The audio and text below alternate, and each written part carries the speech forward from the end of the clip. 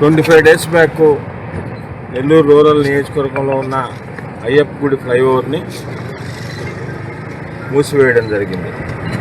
ఏదైతే ఈ బ్రిడ్జి మీద NH బ్రిడ్జి మీద సిక్స్టీన్ జాయింట్ పూర్తిగా డ్యామేజ్ అయిన పక్షంలో దాన్ని రిపేర్ చేయాలన్న ఉద్దేశంతో అయ్యప్ప గుడి ఫ్లైఓవర్ని 25 డేస్ బ్యాక్ ఆపడం జరిగింది.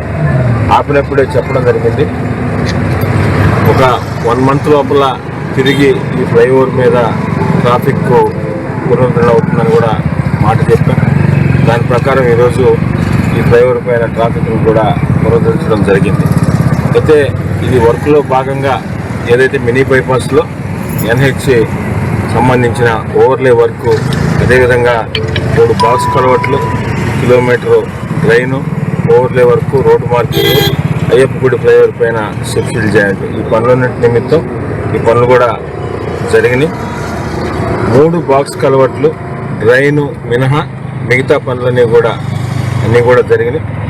ఈ 3 బాక్స్ కలవట్లు, అదేవిధంగా కిలోమీటర్ డ్రైన్ రేపు ఫిబ్రవరి 1వ తారీఖు స్టార్ట్ చేసి ఆ బ్యాలెన్స్ వర్క్ ఏదైతే ఉందో దానికి సంబంధించిన 3 బాక్స్ కలవట్లు కానీ బ్యాలెన్స్ డ్రైన్ కూడా 3 months లోపల అవి కూడా కంప్లీట్ చేసి పూర్తిగా అందించడం జరుగుతుందని.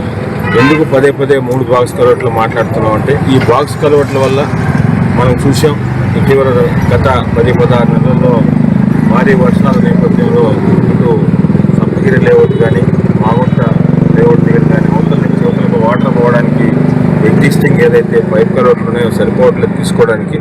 ఈ 3 బాక్స్ కలవట్లు కూడా కన్స్ట్రక్షన్ చేసి అవి కూడా అందుబాటులోకి తెస్తే పూర్తిగా రేపు పొద్దున వర్షాలు వచ్చినప్పుడు అవతల నుంచి యువతలకు వాటరు నిలబడకుండా ఉండేదానికి ఇవి చాలా ఉపయోగంగా ఉంటాయి.